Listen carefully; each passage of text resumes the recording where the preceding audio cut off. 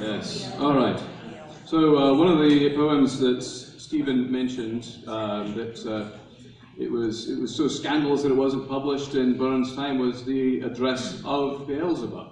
Some of us might remember in the mid-20th century, a writer by the name of C.S. Lewis published a book called The Screwtape Letters. This is sort of similar, except it's a little bit more poignant in its target. So, let's see, it starts, the introduction is, "To the Right Honourable, the Earl of Breadalbane, President of the Right Honourable and Honourable the Highland Society, which met on the 23rd of May last at the Shakespeare, Covent Garden, to concert ways and means to frustrate the designs of 500 Highlanders who, as the Society were informed by Mr. Mackenzie of Applecross, were so audacious as to attempt an escape from their lawful lords and masters, whose property they were, by emigrating from the lands of Mr. MacDonald of Glengarry to the wilds of Canada in search of that fantastic thing, liberty." 1786. So this is Beelzebub, or the devil, and his address to... Yes, oh great, fantastic.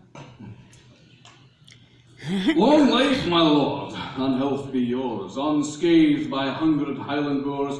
Lord grant me nae duty, desperate beggar, with dirk claymore and rusty trigger, may twin old Scotland o'er life. She likes as butchers like a knife. Faith, you and Applecross were right to keep the Highland hounds in sight. I doubt not, they would bid nae better than let them ends out o'er the water, len up among the lakes and seas, but make what rules and laws they please. Some daring Hancock or Franklin may set their Highland blood a rankin'.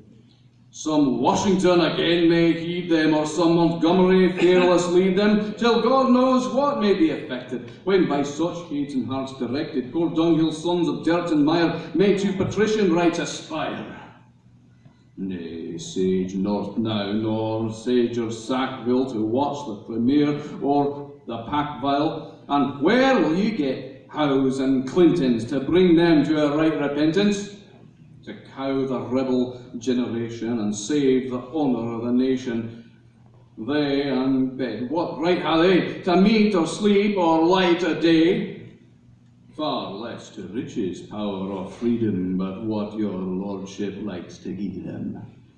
But here, my lord Glengarry, here, your hands o'er light to them, I fear. Your factors, greaves, trustees, and bailies, I canna say, but they do gailies. They lay aside our tender mercies, and tirl the hallions to the bercies. Yet, while they're only pointed and harried, they'll keep their stubborn Highland spirit. But smash them, crush them all to spales, and rot the divers in the jails. The young dogs swing them to the labour, let work and hunger mak them servile.